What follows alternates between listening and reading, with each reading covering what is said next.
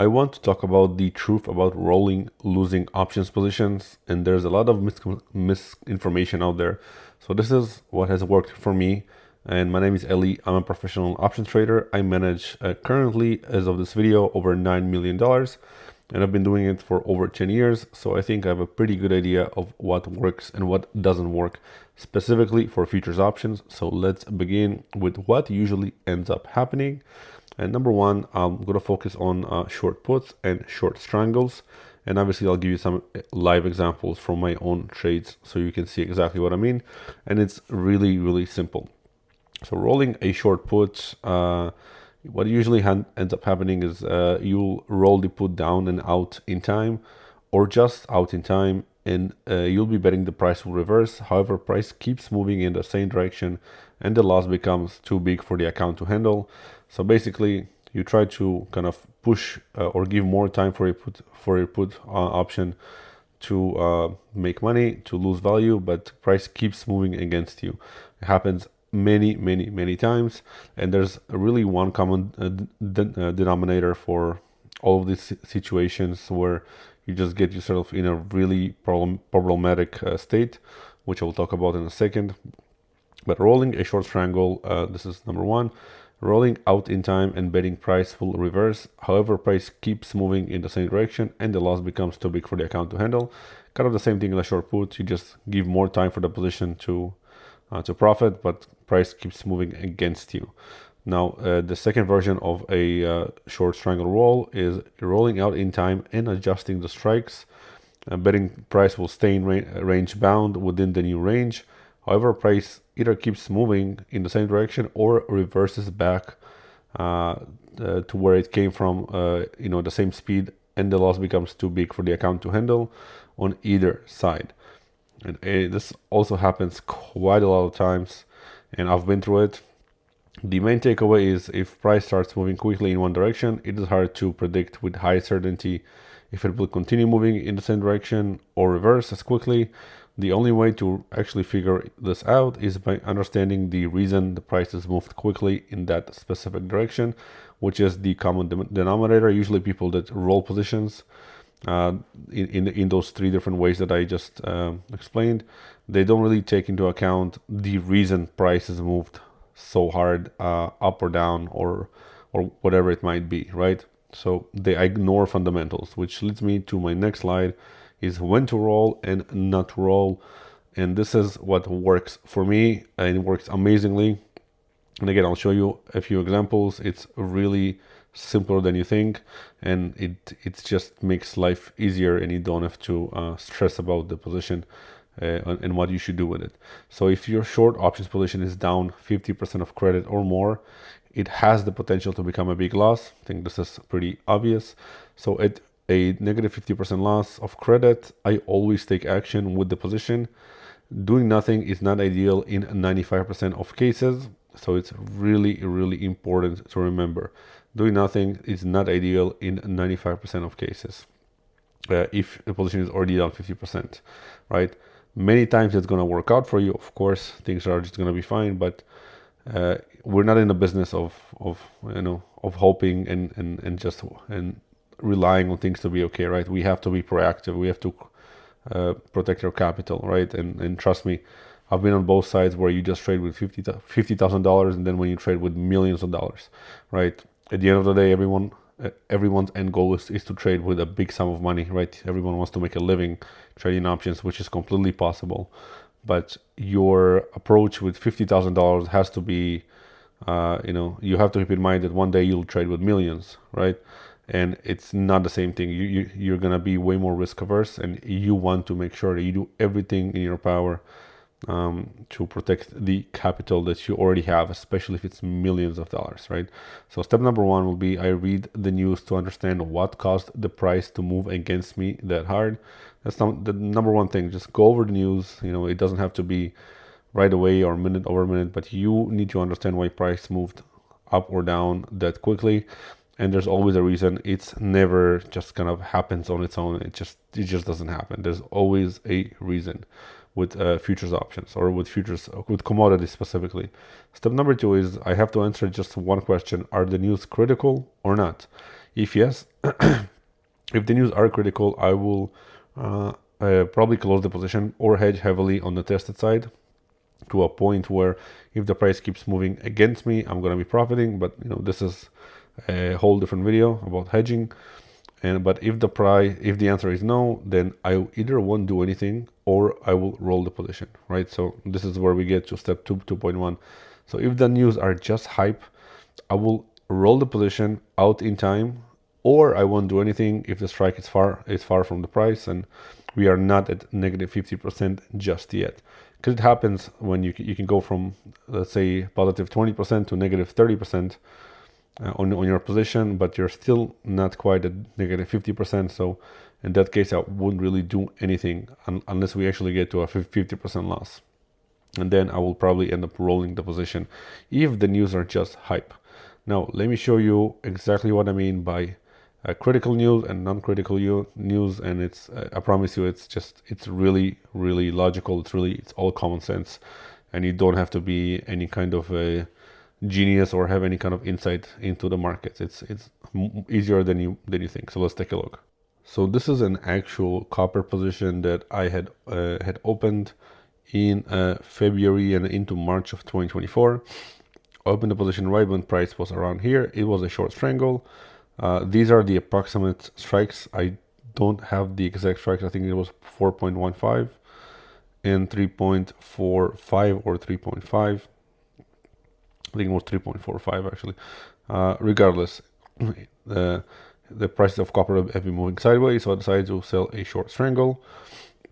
Volatility was pretty good. The position was going quite well up until this day over here when price jumped 0.32 and volatility increased quite a bit, right? So price hasn't moved that much, but volatility did expand quite a bit to a point where my position was, I think, up by way more, like by 30-40%, and then it came down to maybe up by just a few percent. So this is quite a bit swing. So obviously I want to take a look and see what's going on in the news. So what happened, and again, this is in the span of like 12 hours, 24 hours, right? So it's not, I don't look at the news immediately. Sometimes they're not even out that quickly. So I take a look, and what happened, some reports came out that there was a possible mine collapse or partial mine collapse in one of the biggest mines, copper mines in the world, right? So these news are, are pretty big, right? So if you ask the question, are these news, critical? And the answer is yes. It's very simple, right? If one of the biggest copper mines in the world had a partial mine collapse or a total mine collapse, whatever it might have been, at the time, you don't know exactly, right? But there's a possibility of something really serious. You know that this can really damage the supply of copper, and therefore price might go up, right? So at that situation, I decided to just close the position because it was a little bit profitable. So I decided not to hold it. Just given my experience, I've been through this. It's just kind of a theme with copper and mine collapses. They happen once in a while. Sometimes they're big, sometimes they're small. You don't know what's going to happen. But in this case, someone else might have just done nothing, right? And you could have rolled the position here, or you could have just kind of waited. Most people probably would have waited, right? Would have not taken this news seriously, right? So if we kind of skip forward, we had another massive up day, right? 3.26%. So the news kind of came out again, and there was in fact a pretty big mine collapse, which is obviously not a good thing. And in this situation, someone would have just either held the position, which it was losing quite a bit at the time. I had it opened on a demo account as well, or someone would have tried and rolled the position, maybe just move the entire strangle a little bit up, and hopefully this is not big news and price reverses, right? But we already determined right here, this is pretty big news, right? So you would either hedge heavily, or you would just completely take the call side, maybe add more on the put side. But you will definitely not just try and roll it out and try to keep protecting your call side when the news are critical. This is the worst thing to do, especially if the news are critical. So what kept on happening is price just kind of kept on climbing up and up and up and up. quite a bit, as you can see. So you would have been in really big trouble if you would have tried to roll the position. You would have continuously been hammered on the call side, right? It's really simple to kind of understand. And I know everyone has their own different rolling mechanisms. The point of this video is not to tell you exactly how to roll. The point of this video is to help you understand what is the most optimal time to take action, roll, hedge, or just close the position. And I guess specifically roll in this video, right? So here rolling a call side would have just not made sense too much because the news are pretty critical. Now the other example that I have for you is a position I had not too long ago, August 2025. So I opened a short strangle again on soybean futures. You can see here, position was going good. It was up about 20% on this day, and then price went up almost 2%, volatility expanded, and the position went up from positive 20% to negative 20%. So not quite negative 50%, but again, you got to read the news, you got to see what's happening, right?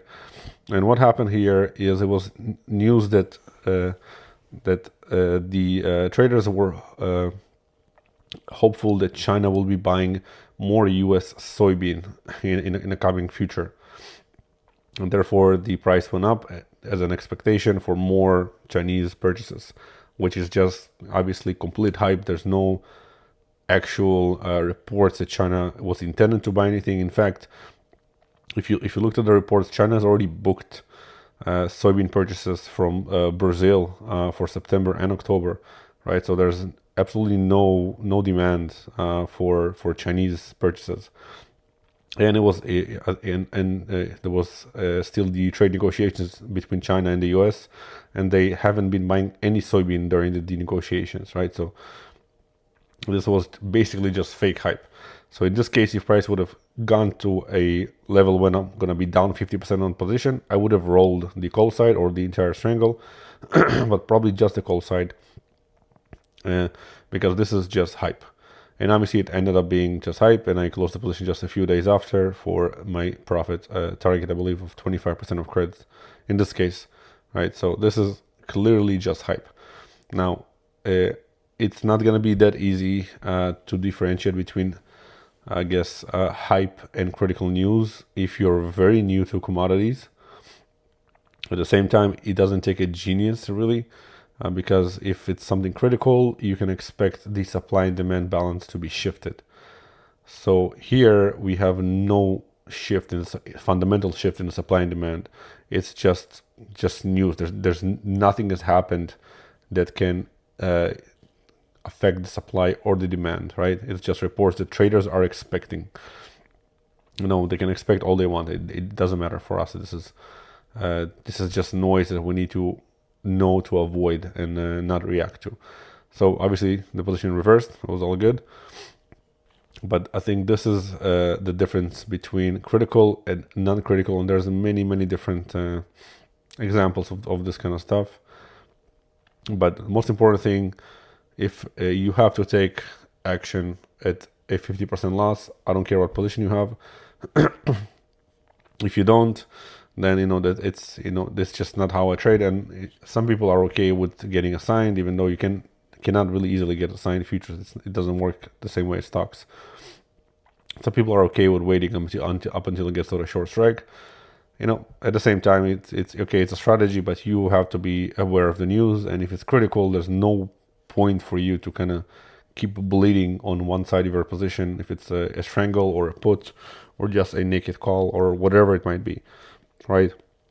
Just by reading a little bit, doing a very minimal research. You can use any chat AI and ask them if the news are critical or non-critical.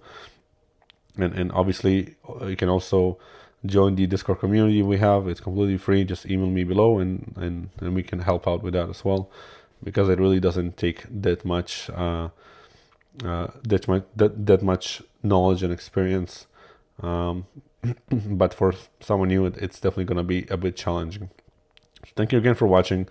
Hopefully this video was pretty useful for you and you got some takeaways here on how I would roll a position.